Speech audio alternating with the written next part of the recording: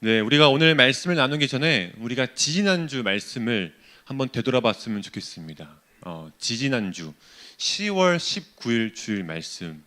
여러분 혹시 설교 제목이 뭐였는지 아신 분 있나요? 지지난주? 아무도 모르시나요? 네, 그 트러블 메이커라고 제가 설교를 했었죠. 네, 사울은 이 하나님과의 관계가 점점 멀어지고 그로 인해서 사람들하고와의 관계도 멀어졌습니다. 자신의 그 개인적인 복수, 자신의 그 개인적인 욕심 때문에 아무 죄 없는 군인들에게 금식을 하라고 이제 명령을 하죠. 그 결과 이 블레셋을 열심히 추격하는 이스라엘의 군대는 점점 지쳐가게 되고 결국에는 이 배가 너무 고파서 짐승을 핏째로 먹게 됩니다. 트러블 메이커 한 사울 한 사람 때문에 자신뿐만 아니라 자기 주변에 있는 사람들도 율법을 어기는 죄를 범하게 된 거예요. 그리고 더 최악인 것은 하나님이 이 사울에게 아무 응답도 안 하시자 사울은 이 원인을 다른 곳에서 찾으려고 했습니다. 끝까지 자신에게 문제가 있다는 것을 알지 못했던 것이죠. 그래서 결국 트러블 메이커 사울 한 사람 때문에 이스라엘은 짐승을 핏째로 잡아먹는 그 죄를 범하고 또 블레셋을 끝까지 추격하는데 실패하게 됩니다. 이게 이제 지지난주 말씀이었습니다. 자, 이런 상황에서 사울이 하나님께 회개하고 자신의 문제를 정확하게 파악했더라면 얼마나 좋았겠습니까? 근데 지지난주 말씀 14장이 이렇게 끝나요. 14장 52절. 사울이 사는 날 동안에 블레셋 사람과 큰 싸움이 있었으므로 사울이 힘센 사람이나 용감한 사람을 보면 그들을 불러 모았더라. 자신에게 지금 영적으로 굉장히 큰 문제가 있음에도 불구하고 그런 것들은 전혀 신경 쓰지 않고 외적인 힘만 지금 잔뜩 키우려고 하는 거죠. 그러니까 자신에게 있는 그 문제를 어떤 힘이나 어떤 권위로 커버하려고 하는 거예요. 결국 일이 터지게 됩니다. 오늘 말씀이 바로 그 사건에 대해서 다루고 있는데 오늘 말씀을 보면 하나님께서 사무엘을 통해서 사울에게 아말렉을 진멸하라고 명령하십니다. 근데 중요한 건 오늘 말씀을 보면 이 트러블 메이커인 사울에게 그 전까지는 지도자라고 불렀는데 오늘 본문 1절에서는 처음으로 왕이라고 불리게 됩니다. 그렇다면 사울을 갑자기 왜 왕으로 부르기 시작했을까?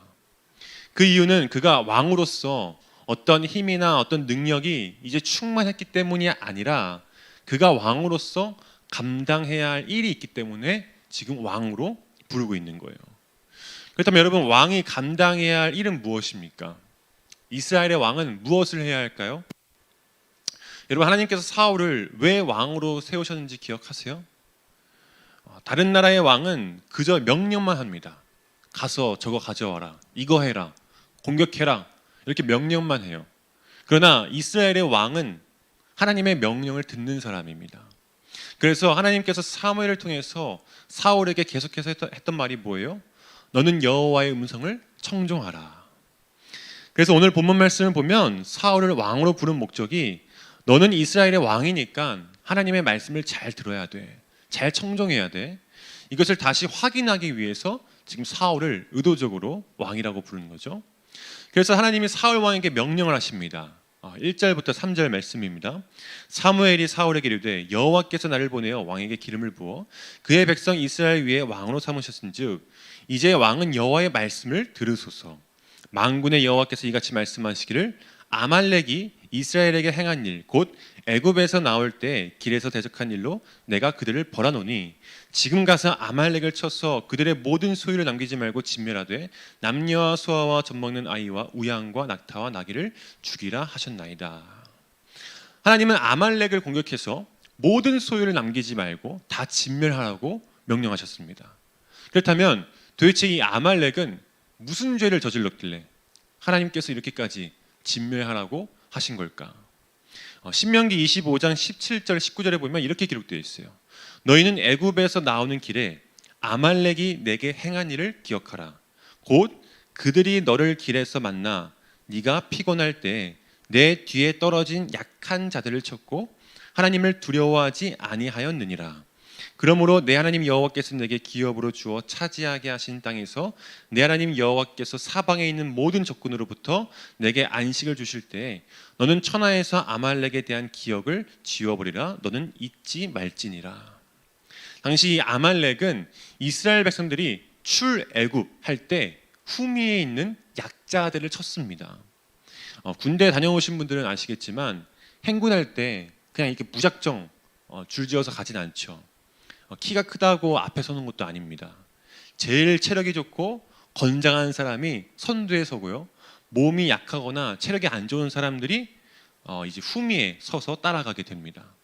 이스라엘 백성들도 당시 출애굽할 때 뒤에 이제 약자들이 있었어요. 근데 이 아말렉이 얍삽하게 이 약자들을 쳤고 하나님을 두려워하지도 않았다는 것이죠. 그래서 하나님은 이 아말렉의 죄를 잊지 않으시고 지금 벌하려고 하시는 거예요. 그래서 하나님의 명령을 받은 사울은 유다 남부 지역인 들라임에 군대를 모집하게 됩니다. 4절을 보니까 한 21만 명 정도가 모였대요. 많이 모였죠. 그러면서 아말렉을 치기 전에 겐 족속 보고 떠나라고 합니다. 여러분 혹시 그 해바라기 영화 보셨어요? 해바라기 영화? 그 배우 김래원이 주인공인 영화인데 아마 남자분들은 이 영화를 한 5번 이상은 봤을 것 같아요. 거기에 보면 이제 유명한 대사가 나오죠. 꼭 그렇게 다 가져가야만 속이 후련했냐? 네. 그러면서 이제 이렇게 말하죠. 병진이 형은 나가. 뒤 죽기 싫으면 이런 이제 멘트를 해요. 그래서 병진이 형이 쩔뚝거리면서 나가다가 고맙다 이러고 나가죠. 둘은 예전에 인연이 있었던 거예요. 그래서 병진이 형이 나가고 오태식이 이제 그 오라클에 있던 나쁜 놈들 다 박살냅니다. 여러분 지금 겐 족속도 바로 그런 비슷한 상황이라고 보면 됩니다. 당시 아말렉과 겐 족속은 같은 지역에 거주하고 있었는데 겐 족속의 대표적인 인물로 모세의 장인 이드로가 있었습니다. 또 누가 있냐면 사사기에 보면 시스라를 잡은 야엘이 있었습니다. 이러한 점을 볼 때 겐 족속은 이스라엘과 호의적인 관계였을 거예요. 그래서 하나님은 아말렉을 치기 전에 겐 족속의 호의를 기억하시고 겐 족속 나가. 죽기 싫으면 이렇게 된 거죠. 그렇게 말한 후에 이제 사울은 아말렉을 공격하기 시작합니다. 7절과 8절 말씀인데요. 사울이 하월라에서부터 애굽 앞 술에 이르기까지 아말렉 사람을 치고 아말렉 사람의 왕 아각을 사로잡고 칼날로 그의 모든 백성을 진멸하였으되. 자, 근데 여러분 3절을 다시 한번 보면요. 분명 하나님은 진멸하라고 말씀하셨죠. 근데 8절에는 사로잡았다라고 말하고 있습니다. 그러니까 죽이지 않았다는 거예요. 계속해서 9절을 보겠습니다. 사울과 백성이 아각과 그의 양과 소의 가장 좋은 것 또는 기름진 것과 어린 양과 모든 좋은 것을 남기고 진멸하기를 즐겨 아니하고 가치 없고 하찮은 것은 진멸하니라. 사울은 아각 왕을 죽이지 않고 살려뒀을 뿐만 아니라 아말렉 족속들이 가지고 있던 좋은 가축들은 진멸하지 않고 남겨두었던 거예요. 사울은 하나님의 명령을 따른 것처럼 보였지만 실상은 그렇지 않았다는 거죠. 제가 예전에 99%의 순종과 1%의 불순종이 섞여 있으면 그것은 그냥 불순종이라고 했죠. 사울은 1%도 아니고 왕이랑 각종 좋은 것들을 다 남겼다고 하니까 거의 절반 이상은 불순종한 거예요. 하나님께서 분명히 진멸하라고 말씀하셨는데 자기가 진멸하고 싶은 것만 진멸하고 자기가 갖고 싶은 것만 가진 것이죠. 즉 하나님의 명령을 자기 입맛대로 바꾼 거예요. 마치 초대교회 때 자기 재산의 일부를 팔아서 교회를 위해 전부 드리는 척했던 그 아나니아와 삽비라의 모습과도 같죠. 진멸하기는 했지만 진멸하지 않고 하나님의 말씀에 순종했지만 결국 순종하지 않았다. 여러분 하나님께서 과연 이 사실을 모르실까요? 야, 왕은 뭐 그냥 잡아놓으면 거의 죽은 거나 마찬가지니까 상관없어. 야, 그리고 뭐 이 정도는 뭐 괜찮아. 아무도 몰라. 야, 정말 하나님이 모르실까요? 여러분 하나님은 사람의 중심과 마음의 동기까지 다 보시는 분이십니다. 그래서 하나님을 속일래야 속일 수가 없어요. 아무리 우리가 은밀하게 죄를 지어도 하나님은 다 아신다는 거죠. 근데 여러분 사울이 지금 얼마나 제정신이 아니냐면 하나님을 속이려고 한 것도 모자라 지금 자기 자신을 위한 기념비까지 세웁니다. 12절을 보면 사무엘이 사울을 만나려고 아침에 일찍 일어났더니 어떤 사람이 사무엘에게 말하기를 사울이 갈멜에 이르러 자기를 위하여 기념비를 세우고 발길을 돌려 길갈로 내려갔다 하는지라. 여기서 기념비는 히브리어로 야드라고 하는데 이는 이제 손, 능력 이런 것들을 뜻합니다.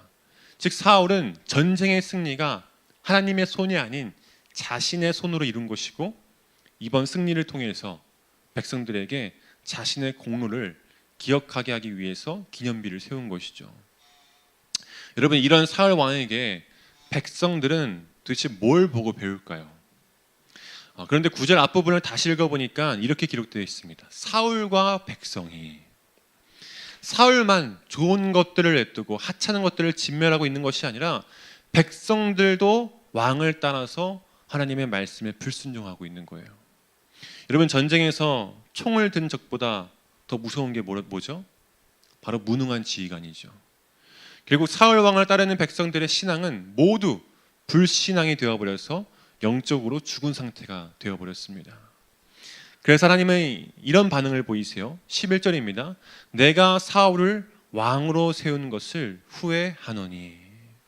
여기서 후회하다라는 말은 슬퍼하다 혹은 안타까워하다라는 의미예요.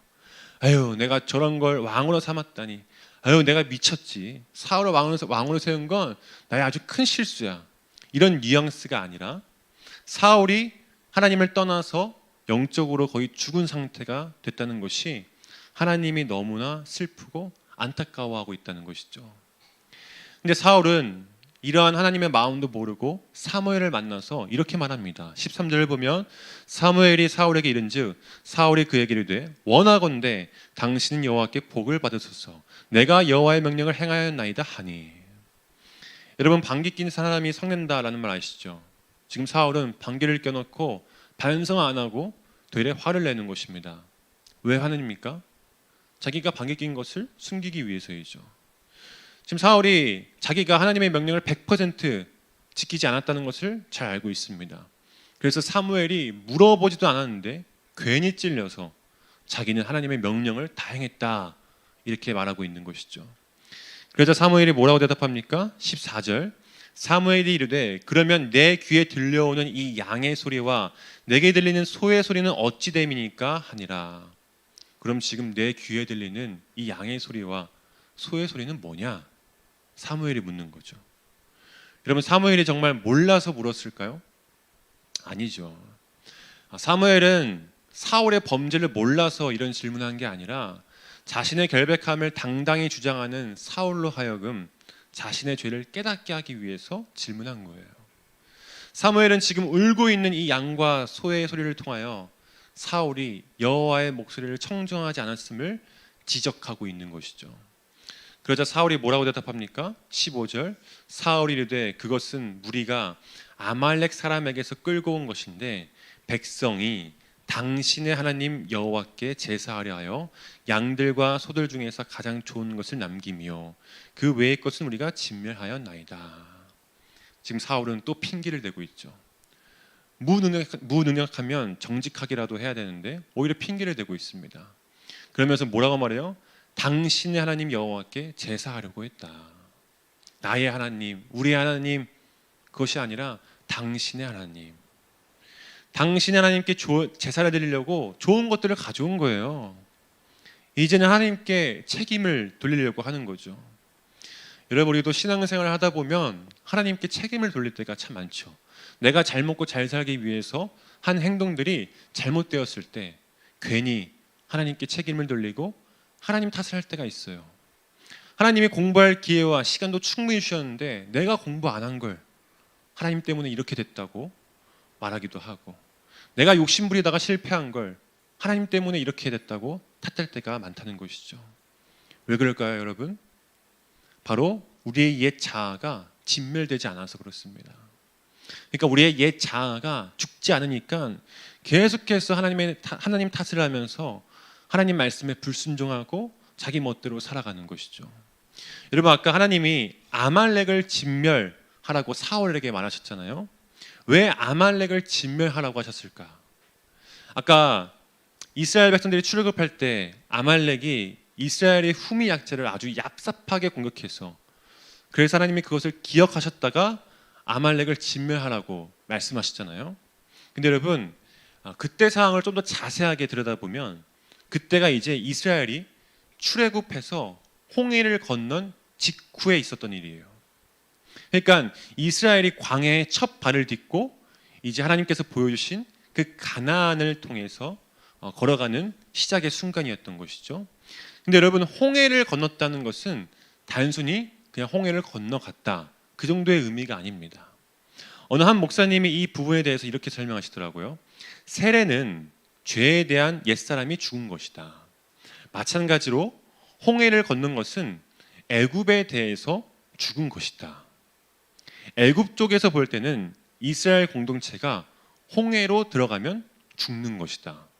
그러나 가나안 쪽에서 볼 때는 홍해로부터 한 민족이 살아서 나오고 있다. 그래서 홍해는 옛것에 대해서는 죽고 약속에 대해서는 산다는 이중적인 의미가 녹아있는 바다이다. 그래서 어쩌면 홍해를 건넜다는 것은 우리의 옛 자아가 죽고 다시 새롭게 구원받았다라고 말할 수도 있겠죠. 근데 문제는 그렇게 홍해를 막 건너오자마자 아말렉이 얍삽하게 후미를 노리면서 공격했다는 거예요. 여러분, 이게 무엇을 의미하는 걸까요? 지난주에 우리 목장 페스티벌 하는데 2등 우리 고현우 목장이 아주 명연기를 펼쳤죠. 다들 기억하시죠, 여러분? 야, 현우야, 술 한잔 해야지. 아, 그럴까? 아, 근데 나 교회 다니는데. 아, 근데 마실 수가 없어. 그러면서 나는야 예수행이 막 이거 했잖아요. 네. 여러분, 정확히 이거예요. 네. 우리가 구원받았다고 해서, 우리가 예수님 믿는다고 해서 우리 인생이 갑자기 확 바뀌는 건 아니에요. 우리의 신분은 바뀌어도 우리의 삶은 확 바뀌지 않아요. 예수 믿었다고 해서 갑자기 나의 세상 친구들도 바뀌고 그러지 않아요.